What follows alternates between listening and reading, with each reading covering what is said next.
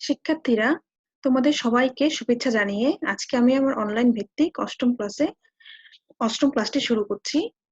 আশা করি তোমরা সবাই ভালো আছো, সুস্থ আছো এবং বিশ্ব স্বাস্থ্য সংস্থা কর্তৃক প্রদত্ত যে নিয়মগুলো আছে বা স্বাস্থ্যবিধিগুলো আছে তোমরা সেগুলো মেনে বাসায় অবস্থান করছো। আজকে আমার ক্লাসটি থার্ড ইয়ারের যে শিক্ষার্থীরা তাদের জন্য। তোমরা জানো যে তোমাদেরকে আমি বাঙালি দর্শন এই কোর্সটি পড়িয়ে থাকি, যেটা কোর্স কোড হচ্ছে 307। আজকে আমি সেখান থেকে আলোচনা করব। শিক্ষার্থীরা, তোমরা জানো যে প্রিভিয়াস ক্লাসে আমি তোমাদেরকে রাজা রামমোহন রায়ের যে সংস্কারগুলো ছিল সেই সংস্কারগুলো পড়িয়েছিলাম। তখনই বলেছিলাম যে এরপরে ক্লাসটা আমি নেব দেবেন্দ্রনাথ ঠাকুরের উপর। সুতরাং আজকে আমাদের যে ক্লাসের বিষয় সেটা হচ্ছে দেবেন্দ্রনাথ ঠাকুরের সংস্কার সমূহ। আসো আমরা এখন একটু দেবেন্দ্রনাথ ঠাকুরের পরিচয়টা জেনে নিই। দেবেন্দ্রনাথ ঠাকুরের জন্ম তারিখ হচ্ছে 15 মে 1817 সালে, জন্মস্থান কলকাতা, বঙ্গ, ভারত। মৃত্যু তারিখ হচ্ছে 19 জানুয়ারি 1905। তিনি যে আন্দোলন করতেন সেটা হচ্ছে সমাজসেবক ছিলেন, ব্রাহ্ম ধর্ম প্রচারক ছিলেন এবং তিনি হচ্ছে একজন শিক্ষাবিদ, সমাজসেবক এবং দার্শনিক। কলকাতা জোড়াসাঁকো ঠাকুর বাড়িতে তিনি জন্মগ্রহণ করেন। তার পিতা প্রিন্স দ্বারকানাথ ঠাকুর এবং মাতা দিগম্বরী দেবী। বিশ্বকবি রবীন্দ্রনাথ ঠাকুর তার কনিষ্ঠ পুত্র। এখানে একটা কথা বলে রাখি যে রাজা রামমোহন রায় দেবেন্দ্রনাথ ঠাকুরকে খুবই আদর করতেন এবং খুবই পছন্দ করতেন। এটা দেবেন্দ্রনাথ ঠাকুর পরে নিজেই বলেছিলেন তার একটি আত্মজীবনীতে যে যখন তিনি ছোট ছিলেন তখন রাজা রামমোহন রায় তাকে দেখতে গিয়েছিলেন এবং দেখার পরেই বলেছিলেন যে এই শিশুটি একদিন আমার স্থান দখল করিবে। এবং এটাও তিনি বলেন যে 1830 সালে যখন রাজা রামমোহন রায় বিলেত যান তখন দেবেন্দ্রনাথ ঠাকুরের সাথেই দেখা না করে তিনি যাননি, তার সাথে দেখা করে যান। ছোট দেবেন্দ্রনাথ তখন সেটা বুঝেন নাই, কিন্তু পরবর্তীতে আসলে বুঝেছিলেন যে তিনি রাজা রামমোহন রায় আসলে তাকে কতটা ভালোবাসতেন। আসলে আমরা এখন দেবেন্দ্রনাথ ঠাকুরের শিক্ষা ও কর্মজীবনটা দেখিনি। দেবেন্দ্রনাথ ঠাকুর 1823 থেকে 25 সাল পর্যন্ত বাড়িতে আসলে পড়াশোনা করেন। 1827 সালে তিনি রাজা রামমোহন রায় প্রতিষ্ঠিত অ্যাংলো হিন্দু কলেজে ভর্তি হন। সেখানে কিছুকাল পড়াশোনা করার পর তিনি পিতার বিষয় সম্পত্তি ও ব্যবসা দেখাশোনার পাশাপাশি দর্শন ও ধর্মচর্চা শুরু করেন। 1838 সালে পিতামহীর মৃত্যুকালে তার মানসিক পরিবর্তন ঘটে। তিনি ধর্ম বিষয়ে আগ্রহী হয়ে ওঠেন, কারণ যে তার যে পিতামহী ছিল তিনি আসলে অনেক ধর্মভীরু ছিলেন এবং আগ্রহী তিনি মহাভারত, উপনিষদ, প্রাচ্য পাশ্চাত্য দর্শন সহ বিভিন্ন বিষয় অধ্যয়ন শুরু করেন। এর ফলে পার্থিব বিষয়ের প্রতি তার বীতস্পৃহ জন্মে এবং তার মধ্যে ঈশ্বর লাভের যে আকাঙ্ক্ষা সেটা প্রবল হয়। তত্ত্ব আলোচনার জন্য উদ্দেশ্যে তিনি তত্ত্বরঞ্জনী সভা 1839 সালে স্থাপন করেন। পরে তার নাম দেওয়া হয় তত্ত্ববোধিনী সভা। এই তত্ত্বাবধায়ক সভার উদ্দেশ্য ছিল উপনিষদের জ্ঞান প্রচার এবং ধর্মীয় অনুসন্ধানের প্রচার। 2 বছরে সেখানে 500 জন সদস্য হয়েছিল। বাংলার ধনী এবং প্রভাবশালী পুরুষদেরকে এটি আসলে আকর্ষণ করেছিল। ঈশ্বরচন্দ্র বিদ্যাসাগর কিছুকাল এই সভার সম্পাদক ছিলেন। এটি ছিল বাংলার বৃহত্তম ও প্রভাবশালী সাংস্কৃতিক সংগঠন এবং এটি 1854 সাল পর্যন্ত স্থায়ী ছিল। এটির একটি ছাপাখানা ছিল এবং দেবেন্দ্রনাথ তত্ত্বাবধায়ী পত্রিকা প্রকাশ শুরু করেছিলেন। এই পত্রিকাটি তার মতামত প্রচারের জন্য সমাজের প্রধান অঙ্গ হয়ে উঠেছিল। এটি পুরুষদের গুরুত্ব সহকারে চিন্তা করতে এবং আন্তরিকভাবে কথা বলতে শিখিয়েছিল। এই পত্রিকাটি আসলে 5টি ভাষায় প্রচারিত হতো বা প্রকাশিত হতো। সেটা হচ্ছে বাংলা, তামিল, তারপর ইংরেজি, হিন্দি, উর্দু ইত্যাদি। দেবেন্দ্রনাথ ঠাকুর আসলে একজন বিশিষ্ট লেখকও ছিলেন। তিনি বিভিন্ন বিষয় নিয়ে লিখতেন। তার যে গ্রন্থাবলী সেগুলো হচ্ছে বাংলা ভাষায় সংস্কৃত ব্যাকরণ, বেদান্তিক ডক্ট্রিনস ভিন্ডিকেটেড, ব্রাহ্ম ধর্ম, ব্রাহ্ম বিবাহ প্রণালী, ব্রাহ্ম সমাজের পঞ্চবিংশতি বৎসরে পরীক্ষিত বৃত্তান্ত, জ্ঞান ও ধর্মের উন্নতি ও স্বরচিত জীবনচরিত। এখন আসলে আমরা জেনে নেই যে দেবেন্দ্রনাথ ঠাকুর যে আমরা আজকে সংস্কারগুলো পড়বো তার আসলে একটা প্রেক্ষাপট আছে। তিনি যখন নবজাগরণটা আসলে হচ্ছিল বাংলায়, সেই সময় বিভিন্ন বিষয় তাকে আসলে অনেক প্রভাবিত করেছিল। যখন হচ্ছে রাজা রামমোহন রায় বিলেত চলে যাচ্ছিলেন বা যান, তারপরে তিনি আসলে হিন্দু কলেজে ভর্তি হন। সেখানে একটি জ্ঞান উপার্জন সভা ছিল, সেই সভা তিনি সদস্যপদ লাভ করেন এবং এই বাংলার যে নবজাগরণ সেই তার ইতিহাসে জ্ঞান উপার্জন সভার গুরুত্ব ছিল আসলে অপরিসীম। বাংলার নবীন পণ্ডিতদের অনেকেই সেই সভার সাথে পরোক্ষ বা প্রত্যক্ষভাবে যুক্ত ছিলেন। সাহিত্য, বিজ্ঞান, ইতিহাস, ভূগোল, রাজনীতি, অর্থনীতি, সমাজবিজ্ঞান ও দর্শন প্রভৃতি প্রয়োজনীয় বিষয়ে আলোচনা, পর্যালোচনা ও মূল্যায়ন এই সবার আলোচ্যসূচির অন্তর্ভুক্ত ছিল। সেখানে কেবল যে প্রতীচ্যের বিদ্যায় আলোচিত হতো তা নয়, স্থানীয় বিষয় তথা পুরাণ ও ইতিহাস নিয়েও সেখানে আলোচনা হতো। যাই হোক, দেবেন্দ্রনাথ যখন এই সবার সঙ্গে নিজেকে যুক্ত করলেন, তখন বাংলার নবজাগরণের সঙ্গে প্রত্যক্ষভাবে সম্পৃক্ত নিম্নোক্ত কতগুলি ঘটনাও আসলে ঘটে যায়। সেটি হচ্ছে, দেখো, যে সংস্কৃত কলেজ স্থাপিত হয়, ব্রাহ্ম সমাজ স্থাপিত হয়, রাধাকান্ত দেবের ধর্মসভা স্থাপিত হয়, বাঙালির প্রথম নিজস্ব ব্যাংক ইউনিয়ন ব্যাংক প্রতিষ্ঠিত হয়, সতীদাহ প্রথা নিষিদ্ধ হয়েছিল, আলেকজান্ডার ডাফের স্কুল প্রতিষ্ঠিত হয়েছিল, তারপর রাজা রামমোহন রায় বীরে যাত্রা করেন, কলকাতায় হেনরি ডিরোজিও এবং বিলেতে রাজা রামমোহন রায়ের মৃত্যু হয়, কলকাতায় মেডিকেল কলেজ স্থাপিত ইত্যাদি বিভিন্ন কারণে আসলে তাকে তার চেতনাকে বা চিত্তকে স্পর্শ করেছিল।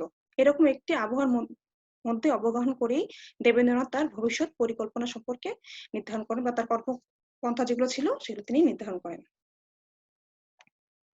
আসলে প্রথমে আমরা দেখি যে ধর্মীয় সংস্কার, তার ধর্মীয় সংস্কারগুলো কি ছিল।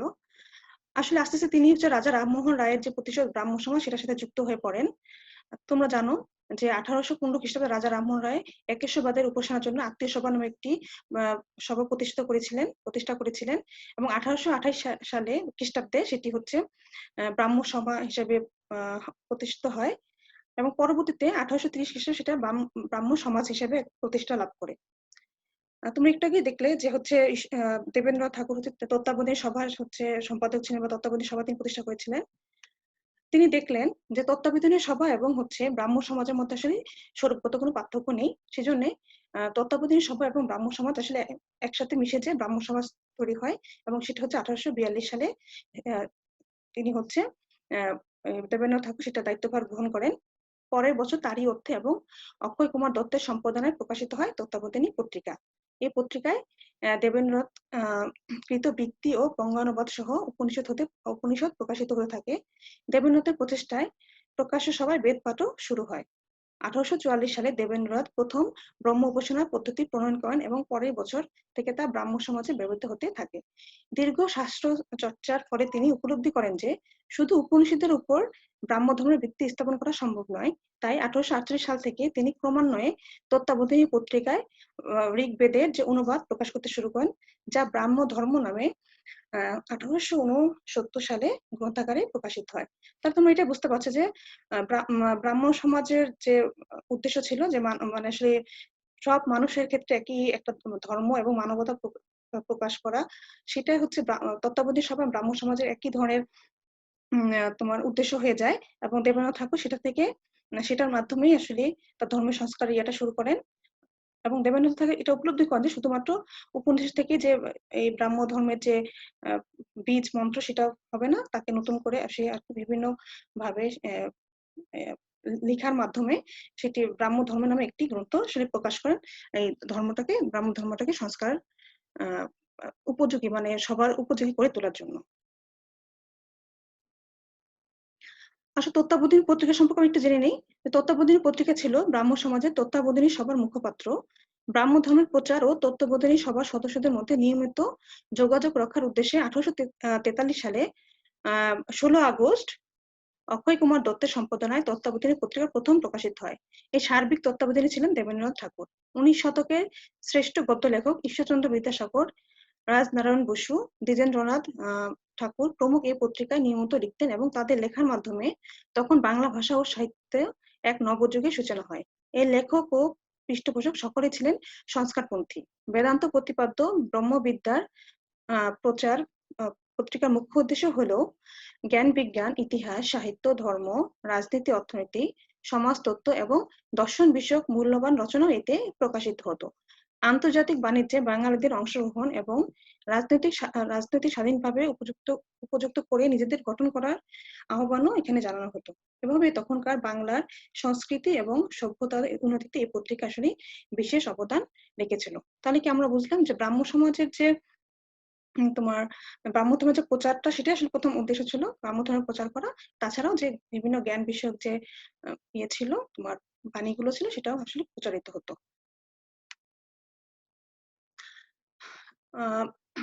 যেহেতু তিনি ব্রাহ্ম সমাজের সম্পাদক ছিলেন, শেষ পর্যন্ত 1843 খ্রিস্টাব্দে 21 ডিসেম্বর দেবেন্দ্রনাথ ঠাকুর তার 21 জন সঙ্গীকে নিয়ে আনুষ্ঠানিকভাবে শপথ পালনের মাধ্যমে ব্রাহ্ম ধর্মটি গ্রহণ করেন। ব্রাহ্ম ধর্ম গ্রহণের প্রাক্কালে আচার্য রামচন্দ্র বিদ্যাবাগীশের সামনে দাঁড়িয়ে দেবেন্দ্রনাথ বলেন, অদ্য এই শুভক্ষণে এই পবিত্র ব্রাহ্ম সমাজের মন্দিরে বিশুদ্ধ ব্রাহ্ম ধর্মব্রত গ্রহণ করিবার জন্য আমরা সকলে আপনার নিকট উপনীত হইয়াছি, যাহাতে পরিমিত দেবতার উপাসনা হইতে বিরত হইয়া এক অদ্বিতীয় পরব্রহ্মের উপাসনা করিতে পারি, যাহাতে সৎকর্মে আমাদের প্রবৃত্ত হয় এবং পাপ মোহে মুক্ত না হই। এরূপ উপদেশ দিয়া আমাদের সকলকে মুক্তির পথে উন্মুখ করুন। আমরা এই বক্তৃতা শুনিয়া ও আমার হৃদয়ের একাগ্রতা দেখিয়া তিনি অশ্রুপাত করিলেন এবং বলিলেন যে রামমোহন রায়ের এরূপ উদ্দেশ্য ছিল, কিন্তু তিনি কাজে তাহা পরিণত করতে পারেন নাই। এতদিন পরে তাহার ইচ্ছা পূর্ণ হলো। অর্থাৎ যে আচার্য রামচন্দ্র বিদ্যাবাগীশের সামনে এই শপথ বাক্য পাঠ করেন এবং আনুষ্ঠানিকভাবে যেহেতু ব্রাহ্ম ধর্ম তিনি গ্রহণ করেন, তখন তিনি এই উক্তিটি বা কথাগুলো তিনি বলেন, এবং তখন হলো আচার্য যে রামচন্দ্র তিনি তখন সে কেঁদে দেন এবং বলেন যে আসলে রাজা রামমোহন রায় সেটাই ইচ্ছা ছিল যে ব্রাহ্ম সমাজের যে হাল ধরবে সেটা দেবেন্দ্রনাথ ঠাকুর যেন সেই হালটা ধরতে পারে, এবং সেটা এখন আসলে সেই ইচ্ছাটা রাজা রামমোহনের যে ইচ্ছা সেটা আসলে পূরণ হলো। ব্রাহ্ম ধর্মকে একটি সার্বজনীন ও লোক হিতৈষী ধর্মে পরিণত করতে তার আগে একটি বীজ মন্ত্র আবিষ্কারের পথে হলো দেবেন্দ্রনাথ মনোযোগী হলেন। এই সম্পর্কে তিনি নিজে বলেন, আমি মনে করিলাম যে ব্রাহ্ম ধর্মের এমন একটি বীজ মন্ত্র চাই, যে বীজ মন্ত্র ব্রাহ্মণ দিগের ঐক্যস্থল হইবে। ইহা ভাবিয়াই আমি আমার হৃদয়ে ঈশ্বরের প্রতি পাতিয়া দিলাম, বলিলাম আমার অন্ধকার হৃদয় আলো করো। তাহার কৃপায় তখনই আমার হৃদয় আলোকিত হইল। সেই আলোকের সাহায্যে আমি ব্রাহ্ম ধর্মের একটি বীজ দেখিতে পাইলাম। অমনি একটি পেন্সিল দিয়া সম্মুখের কাগজ খণ্ডে তাহা লিখিলাম। শ্রীযুক্ত ক্ষিতীন্দ্রনাথ ঠাকুর দেবেন্দ্রনাথের এই ব্রাহ্ম বীজ রচনা প্রসঙ্গে বলেন, রামমোহন রায়ের বেদান্ত দর্শনের ব্যাখ্যায় এক স্থলে উল্লেখ হইয়াছে যে পরমেশ্বর এবং তাহার সৃষ্ট মানবের প্রতি প্রীতি এবং তৎপ্রিয় কার্য সাধন এই দুই মুখ্য পরম উপাসনা। দেবেন্দ্রনাথ ইহাকেই কেন্দ্রে রাখিয়া ব্রাহ্ম ধর্মবীজ সৃষ্টি করিয়াছেন। দেশে যখন কঠোর দাসত্ব শৃঙ্খলে মানসিক পরাধীনতার কঠিন পাশে আবদ্ধ ছিল, সে সময়ে যে দেবেন্দ্রনাথ সে কঠোর শৃঙ্খল কাটিয়া এই উদারতম সাম্প্রদায়িকতার মূল ভিত্তি বীজ চতুষ্টয় সৃষ্টি করিয়া ব্রাহ্ম সমাজে সুপ্রতিষ্ঠিত করিতে সক্ষম হয়েছেন, ইহাতে তাহার আত্মার আশ্চর্য বলের পরিচয় পাওয়া যাইতেছে। একমাত্র এই বীজ চতুষ্টয় সৃষ্টি করে তাহাকে মহর্ষির আসনে অবিচলিত রাখিবে বলে আমাদের বিশ্বাস। অর্থাৎ এই যে ব্রাহ্ম ধর্ম যে তোমার প্রচার যেটাই তোমার বলো না কেন, সে সবকিছু মূলই আসলে কিন্তু ছিল মানব কল্যাণের উদ্দেশ্যেই, এবং এই ধর্মের প্রচারের মধ্যে মানব কল্যাণটাই ছিল আসলে দেবেন্দ্রনাথ এবং রাজা রামমোহন রায়ের প্রথম আসলে উপাসনা। সবকিছু মূলেই ছিল আসলে মানবতা। তিনি যে দেবেন্দ্রনাথ ঠাকুর যে ব্রাহ্ম ধর্ম গ্রন্থটি রচনা করেন সেটার মোট 16টি অধ্যায়ে বিভক্ত ছিল। প্রথম অধ্যায়ে ব্রহ্ম যে এক আনন্দ ঘন প্রেম ঘন সত্তা সেই বিষয়ে বর্ণিত ছিল হয়েছে। দ্বিতীয় অধ্যায়ে সৃষ্টিতত্ত্ব নিয়ে আলোচনা হয়েছে। তৃতীয় অধ্যায়ে সৃষ্টির স্রষ্টা রূপে ব্রহ্মের স্বরূপ ব্যাখ্যাত হয়েছে। চতুর্থ অধ্যায় হচ্ছে অব্যক্ত অনির্বচনীয় বলে তার স্বরূপ ব্যাখ্যা করা হয়েছে ব্রহ্মকে। পঞ্চম অধ্যায়ে আপাত বিরোধ ব্রহ্মের অবিরুদ্ধ ভাব বর্ণনা হয়েছে। ষষ্ঠ ও সপ্তম অধ্যায়ে সাধন তত্ত্ব ব্যক্ত হয়েছে। অষ্টম অধ্যায়ে ব্রহ্ম যে বিশেষ সর্বত্র অনুপ্রবিষ্ট হয়ে আছেন এ কথা বর্ণিত আছে। নবম অধ্যায়ে ঈশ্বর যে পুরুষ এই তত্ত্বের উপনিষদ বাক্য সন্নিবিষ্ট হয়েছে। দশম অধ্যায়ে আছে আত্মযোগ ও গায়ত্রী মন্ত্রের কথা। একাদশ ও দ্বাদশ অধ্যায়ে রয়েছে উপাসনা তত্ত্ব। ত্রয়োদশ, চতুর্দশ, পঞ্চদশ ও ষোড়শ অধ্যায়ে পাপ থেকে বিরত না হলে যে ব্রহ্ম উপলব্ধি হয় না সে কথা বলা হচ্ছে। অর্থাৎ প্রত্যেকটা জিনিস ব্রহ্ম ধর্মের প্রত্যেকটা তিনি আসলে ভাগ করে সেটা রচনা করেছিলেন। ব্রাহ্ম ধর্মকে সার্বজনীন ধর্মে পরিণত করার জন্য দেবেন্দ্রনাথ বহুবিধ কার্য সাধন করেছেন। তিনি উপলব্ধি করেছিলেন যে ব্রাহ্ম সমাজের মূল উদ্দেশ্য লক্ষ্য উচিত এক মানুষ থেকে অপর মানুষের পার্থক্য মুছে ফেলা। ধর্মীয় সাম্য প্রতিষ্ঠার মাধ্যমে একটি অখণ্ড মানবতার স্বপ্ন দেখেছিলেন দেবেন্দ্রনাথ। এই উদ্দেশ্যে তিনি ক্রমে নিম্নোক্ত কর্মগুলি সম্পাদন করেন। এক হচ্ছে দেখো যে ব্রাহ্ম ধর্ম গ্রহণ প্রণালী, 2 হচ্ছে ব্রাহ্ম ধর্মের বীজ নিরূপণ, ব্রাহ্ম ধর্ম সঙ্গত উপাসনা পদ্ধতি, ব্রাহ্ম সঙ্গীতের বিস্তার, নানা স্তরে ব্রাহ্ম সমাজ প্রতিষ্ঠা, ব্রাহ্ম ধর্মের গ্রন্থ রচনা, ব্রাহ্ম ধর্মের তাৎপর্য ব্যাখ্যা, ব্রাহ্ম ধর্মের মত ও বিশ্বাস নির্ণয়, ব্রহ্ম উপাসনা, এবং শেষেরটা হচ্ছে অনুষ্ঠান পদ্ধতি প্রণয়। এছাড়াও মাসিক পত্র, সংবাদপত্র, বক্তৃতার মাধ্যমে দেবেন্দ্রনাথ ব্রাহ্ম ধর্মকে মানব হৃদয়ে স্থায়ীভাবে প্রতিষ্ঠা করার জন্য অক্লান্ত পরিশ্রম করেছেন। উপযুক্ত কার্যাবলীর মধ্যে ব্রাহ্ম ধর্মের বীজ নিরূপণ ও ব্রাহ্ম ধর্মের গ্রন্থ রচনা ছিল ধর্ম সংস্কারে দেবেন্দ্রনাথের অক্ষয় কীর্তি। শিক্ষার্থীরা, তোমরা দেখছো যে আমি বিভিন্ন বই থেকে তোমাদের জন্য আসলে এই পেজগুলো উঠিয়ে দিয়েছি। তোমরা বাসায় এগুলো নোট করে ফেলবে, তাহলে তোমাদের পড়তে সুবিধা হবে। আসলে আমরা দেখি যে সমাজ সংস্কার শুধুমাত্র ধর্মের সংস্কার করে তিনি বসে থাকেননি, তিনি সমাজের দিকেও খেয়াল রাখতেন এবং তিনি একজন বড় সমাজ সংস্কারক ছিলেন। তার যে সমাজ সংস্কারের প্রথম ফসল হচ্ছে সঙ্গত সভা। কেশবচন্দ্র যখন তার যুব বন্ধুদের নিয়ে একটি ধর্মমণ্ডলী স্থাপন করার আগ্রহ প্রকাশ করেন, মহর্ষি তখন তার নাম রাখেন সঙ্গত সভা। উপাসনা, আত্মপরীক্ষা, আমোদ, অর্থব্যয়, অভ্যর্থনা, সময়, সত্যবাক্য, পৌত্তলিকতা সংস্কার ইত্যাদি প্রভৃতি ছিল এই সঙ্গত সভার আলোচ্য বিষয়। সঙ্গত সভার মূল উদ্দেশ্য ছিল পারস্পরিক সৌহার্দ্য ও সাম্য প্রতিষ্ঠা করা। মানুষ যাতে মানুষকে ঘৃণা করার পরিবর্তে ভালোবাসতে পারে, এখানে মহর্ষির এটাই প্রধান ব্রত ছিল। তার মানে কি, সমাজে যত ধরনের খারাপ কিছু আছে সবকিছু থেকে যেন মানুষ ভালো থাকতে পারে, মানুষ মানুষকে ভালোবাসতে পারে, সেটাই তার এই প্রতিষ্ঠা, সঙ্গত সভা প্রতিষ্ঠার উদ্দেশ্য ছিল। তার মানে এখানে আমরা তার সমাজ সংস্কারের কিন্তু একটি রূপ দেখতে পাই। তিনি বিভিন্ন সামাজিক অনুষ্ঠান পদ্ধতিরও সংস্কার করেন। তিনি দেবেন্দ্র পূজা পর্বণাদি বন্ধ করে মাঘ উৎসব, নববর্ষের দীক্ষা দিন ইত্যাদি উৎসব প্রবর্তন করেন। 1867 সালে তিনি বীরভূমের ভুবনডাঙ্গা নামে একটি বিশাল ভূখণ্ড ক্রয় করে আশ্রম স্থাপন করেন। এই আশ্রমই আজকে বিখ্যাত শান্তিনিকেতন। এছাড়াও তিনি হিন্দু চ্যারিটেবল ইনস্টিটিউশনের বেথুন সোসাইটির অন্যতম প্রতিষ্ঠাতা ছিলেন। তিনি আসলে নারী স্বাধীনতা বিষয় ছিলেন। অনেকে মনে করেন তিনি রক্ষণশীল ছিলেন, আসলে তিনি না, তিনি আসলে নারী স্বাধীনতার বিষয় ছিলেন। সমাজ পরিবর্তন, তোমরা দেখো বইয়ে লেখা আছে যে সমাজ পরিবর্তনে যে হাওয়ায় ভেসে মহর্ষি সমাজ সংস্কারে হাত দিয়েছিলেন, তার নিজের বাড়িতে তা প্রথম দেখা দিয়েছিল। প্রচলিত সমাজের ব্যবস্থাকে অস্বীকার করে নিজ কন্যাকে ব্রাহ্মমতে বিবাহ দেওয়া ছিল তার প্রথম দৃষ্টান্ত। তারপর নারী শিক্ষা ও নারী স্বাধীনতা সম্পর্কে তার মধ্যম পুত্র সত্যেন্দ্রনাথ ঠাকুর অতি উৎসাহী হয়ে উঠেছিলেন। নারী স্বাধীনতা নামে একটি ছোট বইও তিনি সেই সময় অতি অল্প সময়ের মধ্যে লিখে ফেলেন। তখনকার দিনে মেয়েদের বাইরে যাওয়া সম্পূর্ণ নিষিদ্ধ ছিল। যদিও যেতে হতো, তা হলে ঢাকা দেওয়া পালকি করেই যেতে হতো। মেয়েদের পক্ষে গাড়ি চড়া তখন ছিল অকল্পনীয়, কেননা একখানা পাতলা শাড়ি মাত্রই তখন মেয়েদের পরিধেয় ছিল। কিন্তু সত্যেন্দ্রনাথ তাদের বাড়িতে এসব নিয়ম পাল্টিয়ে দেন। ঠাকুর বাড়ির মেয়েরা যখন সেমি, জামা, জুতা, মোজা পরিধান করে বাইরে যেতে লাগলেন, তখন চারদিকে ছিছি রবে ধিক্কার উঠতে লাগলো। কিন্তু দেবেন্দ্রনাথ তা কর্ণপাত করতেন না। তিনি যখন দেখেন এসব পরিধান করেও মেয়েরা মন্দের দিকে যাচ্ছে না, তখন কোনো আচারের পরিবর্তন সম্পর্কে তিনি নিষেধাজ্ঞা জারি করতেন না। এ প্রসঙ্গে দেবেন্দ্রনাথের জ্যেষ্ঠ কন্যার একটি বক্তব্য প্রণিধানযোগ্য। তিনি লিখেছেন যে চন্দ্রবাবু নামে দেবেন্দ্রনাথের এক পিস্তুত জ্যেষ্ঠ ভাই জোড়াসাঁকোর ঠাকুর বাড়ির সামনের বাড়িতে থাকতেন। তিনি একদিন দেবেন্দ্রনাথকে ডেকে বললেন, দেখো দেবেন্দ্র, তোমার বাড়ির মেয়েরা বাইরের খোলা ছাদে বেড়ায়, আমরা দেখতে পাই, আমাদের লজ্জা করে, তুমি শাসন করিয়া দাও না কেন? উত্তরে দেবেন্দ্রনাথ বললেন, কালের পরিবর্তন হইয়াছে, নবাবের আমলে যে নিয়ম খাটিত এখন আর সেই নিয়ম খাটিবে না, আমি আর কিসের বাধা দিব, যাহার রাজ্য তিনি সমস্ত ঠিক করিয়া লইবেন। এরপর তার পঞ্চম পুত্র যতীন্দ্রনাথ ঠাকুরের স্ত্রী যখন ঘোড়ায় চড়ে ঠাকুর বাড়ি থেকে বাইরে বেড়াতে যেতেন, তখন পুত্রবধূর এই আচরণকে তিনি অন্যায় বা অসমান বলে মনে করতেন না। এ থেকে বোঝা তিনি কতটা বড় মাপের সমাজ সংস্কার ছিলেন। আসলে দেখো, সেই আমলে যে নারীদের প্রতি নারীরা হলো ঘরে থাকবে, সেই যে একটা প্রথা, সেটা কিন্তু তিনি ভেঙেছেন এবং নারী স্বাধীনতার বিশ্বাস কি সমাজে যে মেয়েদের একটা স্থান আছে সেটা কিন্তু তিনি বুঝিয়েছিলেন। তাহলে আমরা তার সমাজ সংস্কারগুলো দেখতে পেলাম। এরপর দেখি আমরা রাষ্ট্র সংস্কার দেখি যে দেবেন্দ্র আসলে কিছুদিন রাজনীতির সাথে সক্রিয়ভাবে যুক্ত ছিলেন, তবে উনি বেশি রাজনীতির সাথে যুক্ত ছিলেন না। 1851 সালে 31 অক্টোবর ব্রিটিশ ইন্ডিয়ান অ্যাসোসিয়েশন স্থাপিত হলে তিনি তার সম্পাদক নিযুক্ত হন। তিনি দরিদ্র গ্রামবাসীদের চৌকিদারি কর মওকুফের জন্য আপ্রাণ চেষ্টা করেন এবং ভারতের স্বায়ত্তশাসনের দাবি সম্মত একটি পত্র ব্রিটিশ পার্লামেন্টে প্রেরণ করেন। দেবেন্দ্রনাথ